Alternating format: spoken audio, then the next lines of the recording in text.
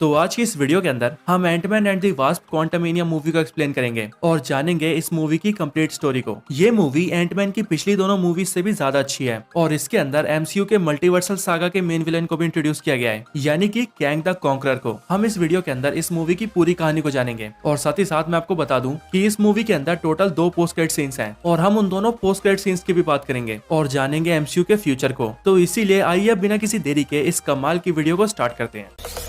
Zombie apocalypse.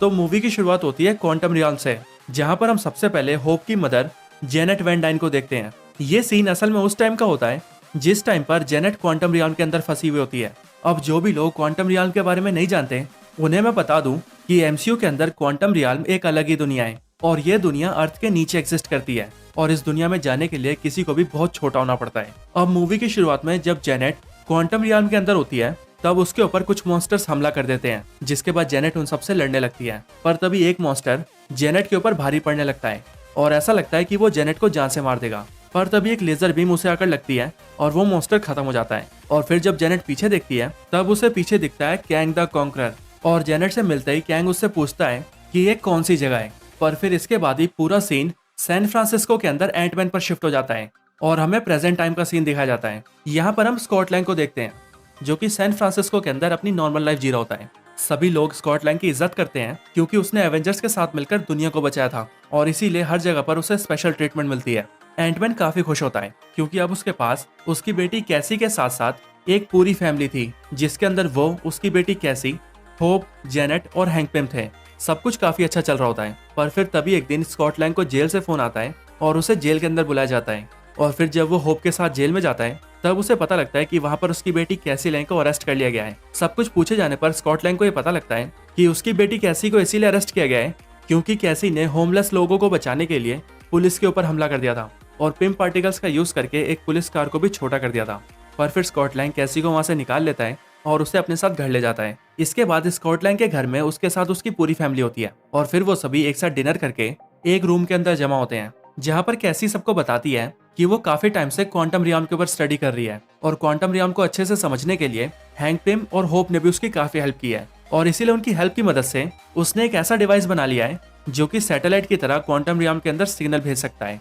इसके साथ ही यहीं पर डॉक्टर हैंक पिम सबको बताते हैं कि उन्होंने भी अपनी चींटियों के ऊपर कुछ एक्सपेरिमेंट किए हैं और इसीलिए अब उनकी चींटियां इतनी एडवांस हो चुकी है कि अब वो उनके इन्वेंशंस में भी उनकी काफी मदद करती है। इसके बाद ही कैसी अपनी बनाई हुई मशीन को एक्टिवेट भी करती है और उस मशीन के जरिए क्वांटम रियाल्म के अंदर सिग्नल भेजने लगती है। ये देखकर फैमिली के सारे लोग काफी खुश होते हैं। पर होप की मदर जेनेट ये देखकर बहुत गुस्सा हो जाती है और कैसी से बोलती है कि जल्दी से जल्दी इस मशीन को बंद करो। पर जब सब लोग जेनेट से इस बात का रीजन पूछते हैं तब जेनेट बिना कुछ बोले ही उस मशीन को ऑफ कर देती है। मशीन को बंद करने के बाद जेनेट सबको बताती है कि ये करना बिल्कुल भी ठीक नहीं है क्योंकि क्वांटम रियाल्म बहुत खतरनाक जगह है और वो वहां पर 30 सालों तक रही है, इसीलिए वो उस जगह के बारे में अच्छे से जानती है। इसके आगे वो ये भी बोलती है कि उसके रहते हुए क्वांटम रियाल्म के अंदर बहुत सी चीजें हुई हैं और उन चीजों के बारे में उसने आज तक किसी को नहीं बताया है, पर अब वो इस बारे में सबको बताना चाहती है। लेकिन फिर जेनेट क्वांटम रियाल्म के बारे में कुछ बोलती है उससे पहले ही कैसी का बनाया हुआ डिवाइस अपने आप ही एक्टिवेट हो जाता है और अपने आसपास की हर चीज को अपने अंदर खींचने लगता है, जिस वजह से कैसी, स्कॉट लैंग, होप, जेनेट और डॉक्टर हैंक पिम सारे के सारे लोग उसके अंदर खींचे चले जाते हैं और सीधा पहुंच जाते हैं क्वांटम रियाल्म के अंदर। पर क्वांटम रियाल्म के अंदर जाते जाते वो पांचों लोग 2 हिस्सों में बढ़ जाते हैं, जिनमें से एक हिस्से के अंदर स्कॉट लैंग और कैसी होते हैं और दूसरे हिस्से के अंदर होप, जेनेट और डॉक्टर हैंक पिम होते हैं। अब क्वांटम रियाल्म के अंदर आने के बाद स्कॉट लैंग और कैसी के पास कुछ ऐसे लोग आ जाते हैं जो कि क्वांटम रियाल्म के अंदर ही रहते हैं और वो सभी उन दोनों को पकड़कर अपने साथ ले जाते हैं। उन दोनों को अपने अड्डे पर लाने के बाद वो सब कैसी और स्कॉट लैंग के आगे बहुत कुछ बोलते हैं, पर उन सब की लैंग्वेज हमारी लैंग्वेज से काफी अलग होती है, इसीलिए स्कॉट लैंग उनकी कोई भी बात नहीं समझ पाता। और फिर इसीलिए वो सभी एक लाल रंग का लिक्विड लेकर आते हैं और उस लिक्विड को कैसी और स्कॉट लैंग को पिला देते हैं और जैसे ही वो दोनों उस लाल लिक्विड को पीते हैं वैसे ही उन्हें वहाँ खड़े सभी लोगों की लैंग्वेज समझ में आने लगती है। यहाँ पर पहले तो वो सभी स्कॉट लैंग और कैसी को अपना दुश्मन समझते हैं, लेकिन फिर उन्हीं की टीम में एक ऐसा मेंबर होता है जो कि दूसरों का दिमाग पढ़ सकता था और फिर जब वो मेंबर आकर स्कॉट लैंग से बात करता है और उसके दिमाग के अंदर चल रहे ख्यालों को पढ़ता है तब उसे पता लगता है कि वो सब कोई दुश्मन नहीं बल्कि आम लोग हैं जो कि ऊपर की दुनिया से आए हैं। ये सब जानने के बाद उन सब लोगों की एक लीडर आती है जो कि स्कॉट लैंग को ये बताती है कि वो सभी क्वांटम रियाल्म के ही लोग हैं, लेकिन अब उन्हें ऐसे छुप छुप कर भागना पड़ रहा है और ऐसा इसीलिए क्योंकि उनकी दुनिया में एक बाहरी आदमी आया है जो कि बहुत ज्यादा पावरफुल है और उसी ने उन सबके घर बार को उजाड़ दिया है। वो उनमें से बहुत से लोगों को बंदी बना चुका है और बाकी लोगों को जान से मारना चाहता है और इसीलिए बचे हुए लोग उससे बचते हुए भागते फिर रहे हैं। और बाहरी दुनिया से आया वो आदमी और कोई नहीं बल्कि कैंग द कॉन्करर ही है, जिसे क्वांटम रियल्म की दुनिया के लोग कहते हैं द कॉन्करर। इसके आगे वो लीडर स्कॉट लैंग और कैसी से कहती है कि उन दोनों को वहां से बहुत दूर चले जाना चाहिए, क्योंकि अगर कॉन्करर ने उन दोनों को ढूंढ लिया तो वो उन दोनों के साथ साथ हम सबको भी मार देगा। पर स्कॉट लैंग यहाँ पर उसे बताता है कि वो असल में अपनी फैमिली को ढूंढ रहा है, जिसमें होप, जेनेट और डॉक्टर हैंक पिम है। लेकिन फिर जैसे ही वो लीडर जेनेट का नाम सुनती है, वैसे ही वो स्कॉट लैंग से कहती है कि तुम जेनेट को कैसे जानते हो, जिस पर स्कॉट लैंग उसे सब कुछ बताता है और उससे कहता है कि जेनेट उसकी फैमिली का हिस्सा है और वो सब एक परिवार है। पर फिर वो लीडर स्कॉट से कहती है कि कॉन्करर जेनेट का दुश्मन है और क्योंकि तुम जेनेट के परिवार के मेंबर हो,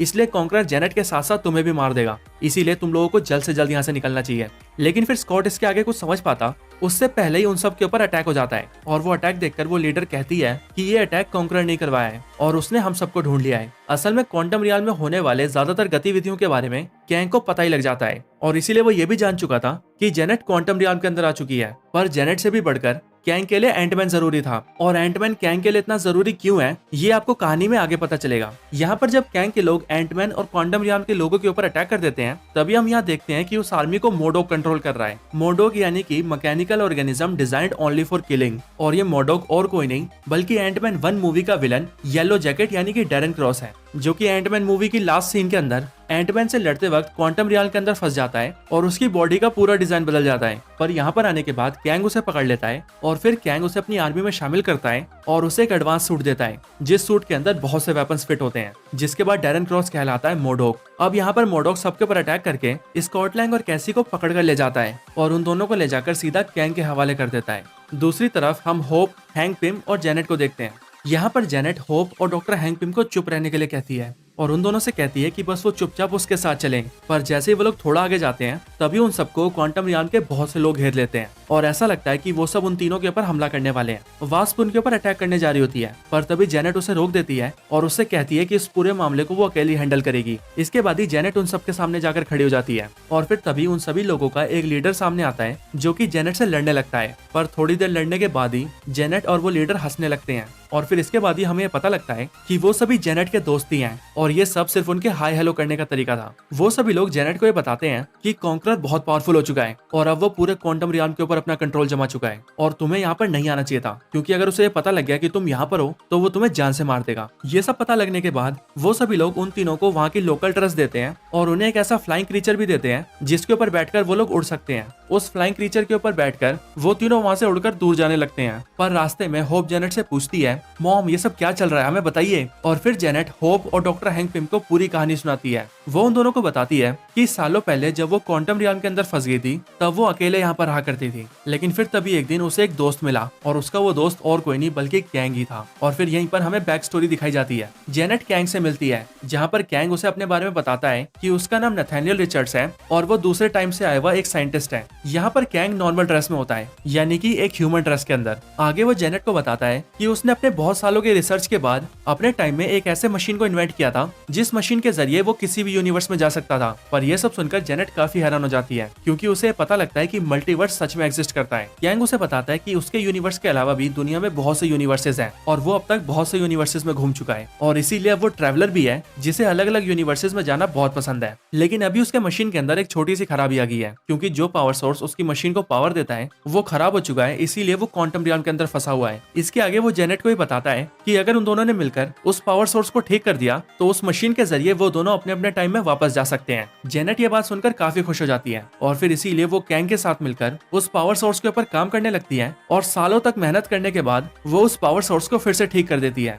इसके बाद जेनेट और कैंग मिलकर उस पावर सोर्स को अपनी मशीन के अंदर फिट कर देते हैं और कैंग जल्दी से अपनी मशीन के अंदर बैठकर अपनी मशीन को स्टार्ट करने लगता है। लेकिन कैंग की वो मशीन न्यूरोकाइनेटिक होती है, यानी कि वो एक ऐसी मशीन होती है जो कि दिमाग से कनेक्ट हो सकती है और सिर्फ दिमाग में सोचने भर से ही वो आपको कहीं भी ले जा सकती है। पर न्यूरोकाइनेटिक होने की वजह से ही जैसे ही जेनेट उस मशीन के एक्टिवेट होते ही उसे टच करती है, वैसे उसका दिमाग कैंग के दिमाग से जुड़ जाता है और वो बहुत से विजुअल्स देखती है, जिन विजुअल्स को देखने के बाद उसे पता लगता है कि ये कैंग कोई अच्छा आदमी नहीं बल्कि बहुत बुरा आदमी है वो एक साइंटिस्ट है जिसके पास बहुत से एडवांस गैजेट्स हैं और अपने उन गैजेट्स की मदद से वो दूसरे दूसरे टाइमलाइंस और यूनिवर्सेस में जाता है और वहाँ की सारी टाइमलाइंस को कॉन्कर करके उन पर राज करता है। और ऐसा करने के लिए उसने अब तक अरबों खरबों लोगों की जान ली है। ये सब चीजें जानते ही जेनेट उस मशीन से दूर हो जाती है और फिर जेनेट को ऐसा करते हुए देखकर कैंग खुद भी ये समझ जाता है कि जेनेट अब उसके बारे में सब कुछ जान चुकी है। और फिर इसीलिए वो जेनेट को ये ऑफर देता है कि अगर तुम चुपचाप रहो तो मैं तुम्हें तुम्हारे घर छोड़ दूंगा, जिसके बाद तुम अपनी फैमिली के साथ शांति से रह सकती हो। पर जेनेट उससे बोलती है कि तुमने अब तक बहुत सी बर्बादियां की है और अब तुम मेरे टाइमलाइन को भी खराब कर दोगे। लेकिन फिर कैंग उससे कहता है कि वो बाकी टाइमलाइंस पर कब्जा तो करेगा लेकिन वो उसकी टाइमलाइन को छोड़ देगा, क्योंकि यहाँ से बाहर निकलने में उसी ने उसकी इतनी हेल्प की है। पर ये सब बात सुनने के बाद भी जेनेट उससे बोलती है कि तुम हत्यारे हो जिसने अब तक अरबों खरबों लोगों को मारा है, और अगर तुम यहाँ से बाहर निकल गए तो तुम आगे भी ऐसा करते रहोगे, इसीलिए मैं तुम्हें यहाँ से कभी बाहर नहीं जाने दूंगी। और फिर ये बोलते ही जेनेट उस मशीन से उसके पावर सोर्स को बाहर निकाल लेती है और उस पावर सोर्स को लेकर वहाँ से भागने लगती है। लेकिन फिर तभी कैंग अपने ओरिजिनल फॉर्म में आता है और अपनी पावर से जेनेट को पकड़ लेता है। और फिर जब जेनेट ये समझ जाती है कि वो कैंग से बचकर नहीं भाग सकती, तभी वो अपनी जेब से डॉक्टर हैंक पिम के इन्वेंशन को निकालती है और उसकी मदद से उस पावर सोर्स को बहुत बड़ा कर देती है। जिसके बाद ही जैसे वो पावर सोर्स बहुत बड़ा हो जाता है वैसे ही वो कैंग के किसी काम का नहीं रह जाता, क्योंकि वो पावर सोर्स तभी काम करेगा जब वो उसके एक्चुअल साइज में आकर उस मशीन के अंदर फिट किया जाएगा। इसके बाद जेनेट किसी तरह से कैंग से बचकर भाग जाती है और सालों तक उससे बचती हुई भागती रहती है। जिसके बाद एक दिन डॉक्टर हैंक पिम आकर जेनेट को क्वांटम रियाम से बाहर निकाल लेते हैं, जैसा कि हमने एंटमैन की सेकंड मूवी के अंदर देखा था। इसके बाद जेनेट की स्टोरी खत्म होती है और वो होप और हैंक पिम से कहती है कि उसने क्वांटम रियाम के अंदर बहुत कुछ सहा है और इसीलिए उसने अपनी फैमिली से ये सब कभी नहीं कहा, क्योंकि जेनेट ये जानती थी कि अगर ये सब वो अपनी फैमिली को बताएगी तो उसकी फैमिली बहुत परेशान हो जाएगी। इसके बाद जेनेट होप और हैंक पिम के साथ क्वांटम रियाम की एक अनजान जगह पर जाती है और उस अनजान जगह पर लाकर जेनेट भी होप और डॉक्टर हैंक पिम को वही लिक्विड पिलाती है जो लाल रंग का लिक्विड स्कॉट लैंग और कैसी ने पिया था। और उस लिक्विड को पीने के बाद ही होप और हैंक पिम भी वहाँ के लोगों की लैंग्वेज को समझने लगते हैं। और फिर इसी के आगे जेनेट एक आदमी से मिलती है जिसका नाम होता है क्राइलर। उससे अपनी फैमिली को मिलवाते हुए वो सबको बताती है कि वो उसका दोस्त है। वहाँ पर जेनेट क्राइलर से मदद मांगती है, पर क्राइलर उसकी मदद करने से मना कर देता है और उससे कहता है कि वो उन सबको छोड़कर बीच में भाग गई थी। पर फिर तभी हम देखते हैं कि कैंग के कुछ आदमी वहाँ पर पहुंच जाते हैं और क्राइलर कैंग के आदमियों से कहता है कि वो उन तीनों को पकड़कर ले जा सकते हैं। ये जानने के बाद ही होप, जेनेट और हैंक पिम तीनों उन सबसे लड़ने लगते हैं और किसी तरह से अपनी जान बचाकर क्राइलर के स्पेसशिप में बैठकर वहाँ से भाग जाते हैं। इसके बाद ही स्पेसशिप के अंदर उड़ते उड़ते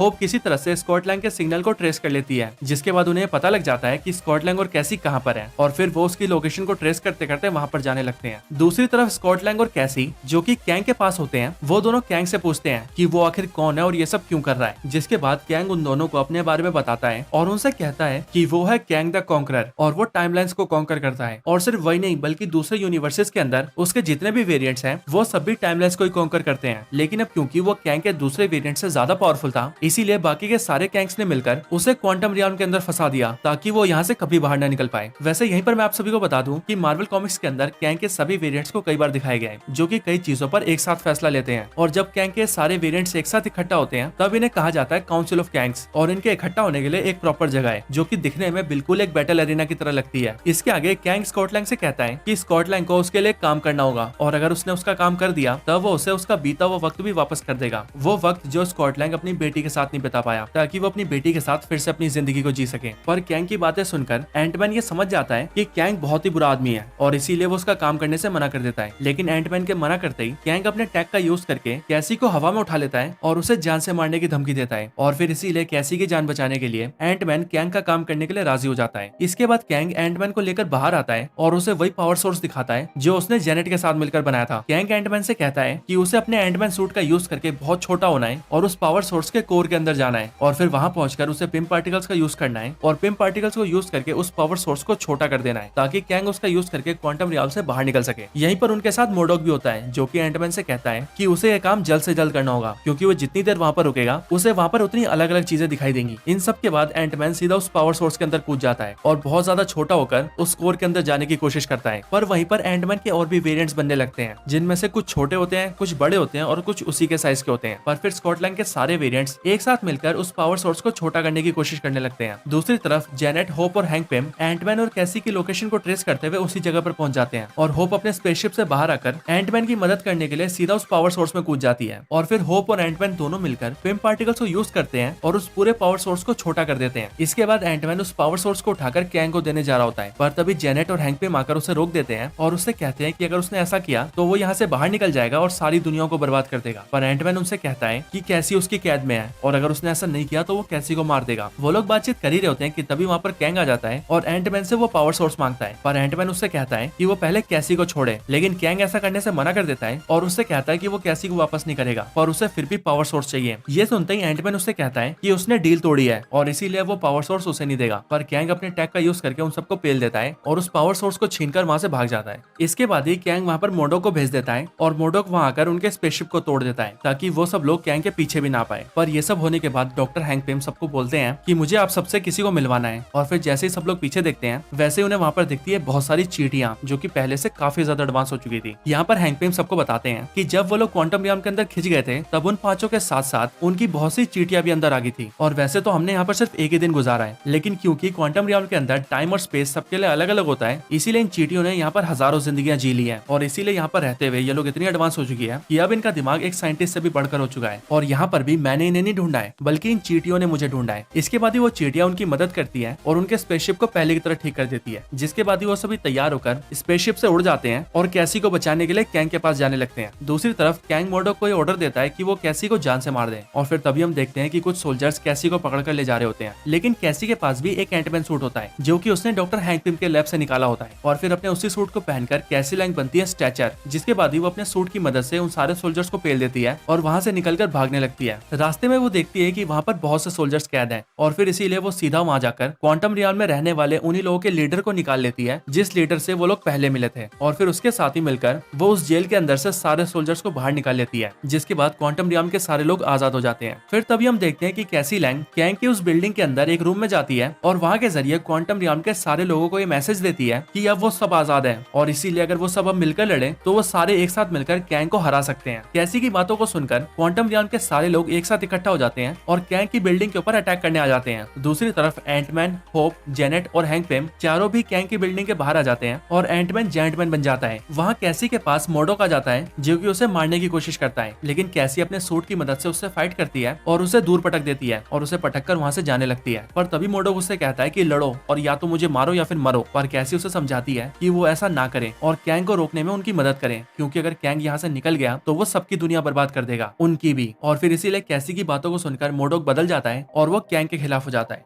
दूसरी तरफ कैंग पावर सोर्स का यूज करके अपने बड़े से मशीन को एक्टिवेट कर लेता है और क्वांटम रियल्म से बाहर निकलने लगता है, लेकिन तभी एंटमैन जो कि जेंटमैन बन चुका था वो कैसी को बचाने के लिए कैंग की बिल्डिंग के ऊपर अटैक कर देता है और कैंग की उस मशीन को तोड़ देता है, जिस वजह से कैंग क्वांटम रियल्म से बाहर नहीं निकल पाता। ये देखकर कैंग बहुत ज्यादा गुस्सा हो जाता है और अपनी पूरी आर्मी को उन सब के ऊपर अटैक करने के लिए कहता है, जिसके बाद ही कैंग की आर्मी और क्वांटम रियल्म के सारे लोगों के बीच फाइट स्टार्ट हो जाती है। दोनों आर्मीज के बीच बहुत ही खतरनाक बैटल छिड़ जाती है, लेकिन उस लड़ाई के अंदर कैंग की आर्मी क्वांटम रियल्म के लोगों के ऊपर भारी पड़ने लगती है, और क्योंकि एंटमैन भी काफी टाइम तक जेंटमैन बन चुका था इसीलिए वो भी फिर से अपने एक्चुअल साइज में आ जाता है, जिसके बाद कैंग बाहर आता है और एंटमैन के ऊपर अटैक करने लगता है। पर फिर तभी होप भी वहाँ पर आ जाती है और कैंग से लड़ने लगती है, लेकिन कैंग अकेले ही एंटमैन और होप दोनों को ही पेलता है। पर फिर तभी पीछे से डॉक्टर हैंक पिम आते हैं जो कि वहाँ पर अपनी चींटियों की सेना लेकर आते हैं। वहाँ आते ही हैंक पिम कहते हैं मुझे आने में लेट तो नहीं हुआ, और फिर तभी अपनी वो चींटियों की आर्मी को ऑर्डर देते हैं कि वो लड़ाई में हिस्सा ले, जिसके बाद ही उनकी वो पूरी चींटी आर्मी जो कि पहले से ही काफी बड़ी और बहुत एडवांस हो चुकी थी वो कैंग की पूरी आर्मी के ऊपर अटैक करके उन सबको मारने लगते हैं, और कुछ चींटियां कैंग के ऊपर भी हमला कर देती है। कैंग उनसे बचने की और उन्हें मारने की कोशिश करता है, पर क्योंकि वो बहुत सारी होती है इसीलिए वो कैंग के ऊपर हावी हो जाती है, जिस वजह से कैंग काफी जख्मी हो जाता है और उसके बहुत से गैजेट्स टूट जाते हैं। इसके बाद उन सबको लगता है कि उन्होंने उस लड़ाई को जीत लिया है, और फिर इसके बाद डॉक्टर हैंक पिम और जेनेट मिलकर किसी तरह से उस बचे हुए पावर सोर्स को यूज करके एक पोर्टल खोल देते हैं, जिसके जरिए वो लोग अपने टाइमलाइन के अंदर अपने घर पहुंच जाते हैं। लेकिन वहाँ पर डॉक्टर हैंक पिम, जेनेट और होप तो चले जाते हैं, पर जैसे कैसी और एंटमैन वहाँ से जाने लगते हैं तभी कैंग उनके ऊपर अटैक कर देता है, पर एंटमैन सही टाइम पर उस अटैक को देख लेता है और कैसी को धक्का देकर उस पोर्टल के पार भेज देता है, पर वो खुद वहीं पर रह जाता है, जिसके बाद कैंग एंटमैन को दूर फेंक देता है और भागते हुए उस पोर्टल से बाहर जाने की कोशिश करता है, पर एंटमैन उसे रोक देता है, जिसके बाद उन दोनों के बीच बहुत ही खतरनाक फाइट होती है। लेकिन कैंग एंटमैन को बहुत बुरी तरह से मारता है, पर फिर तभी वास्प उस पोर्टल के जरिए दोबारा अंदर आती है और एंटमैन की मदद करते हुए कैंग के ऊपर अटैक करती है, जिसके बाद ही उनकी लड़ाई के दौरान ही कैंग अपनी एक मशीन से जाकर टकरा जाता है, जिससे निकलने वाला पावर सोर्स कैंग को अपने अंदर खींच लेता है और ऐसा लगता है कि कैंग खत्म हो चुका है। लेकिन मैं श्योर हूँ कि कैंग यहाँ पर मरा नहीं है और वो फ्यूचर में वापस जरूर आएगा। इसके बाद ही एंटमैन और होप दोनों इस पोर्टल के पार चले जाते हैं और उनका पूरा परिवार अपनी दुनिया में आ जाता है, और दूसरी तरफ क्वांटम रियल्म के अंदर भी वहाँ के सारे लोगों को उनका घर वापस मिल जाता है। इसके बाद एंटमैन अपनी फैमिली के साथ अपनी लाइफ को नॉर्मल जीने लगता है और सब कुछ ठीक हो जाता है, और ये मूवी भी इसी के साथ यहीं पर खत्म हो जाती है।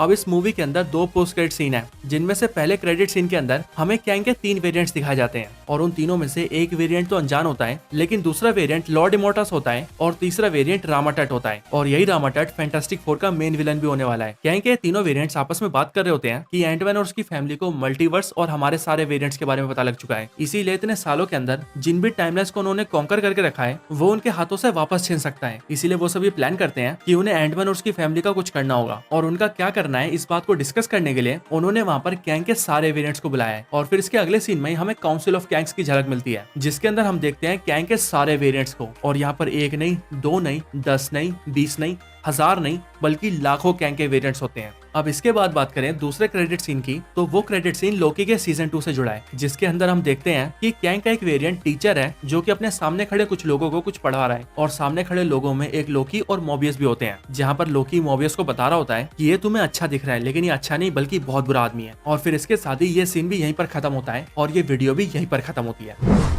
तो बस यही Ant Man and the Wasp Quantumania movie की कंप्लीट एक्सप्लेनेशन वीडियो थी। आपको ये वीडियो कैसी लगी मुझे कमेंट्स में जरूर बताएं और अगर आपका कोई और रिकमेंडेशन हो तो वो भी जरूर बताएं। इसके अलावा अगर आप लोग हमारे चैनल की और भी कई कमाल की वीडियोस देखना चाहते हैं तो मैंने कई वीडियोस के लिंक डिस्क्रिप्शन में डाले हुए हैं, अगर आप चाहें तो डायरेक्टली वहां से भी देख सकते हैं या फिर आप हमारे चैनल में भी जा सकते हैं जहाँ पर आपको हमारी वीडियोस के सारे कलेक्शन मिल जाएंगे। तो बस आज की इस वीडियो में इतना ही, इस वीडियो को यहीं पर एंड करते हैं। ये वीडियो अच्छी लगी हो तो इसे लाइक जरूर करें, चैनल को सब्सक्राइब नहीं किया तो भी कभी सब्सक्राइब करें। बाकी मैं आपसे मिलता हूँ ऐसे किसी और बेहतरीन वीडियो में, तब तक के लिए गुड बाय।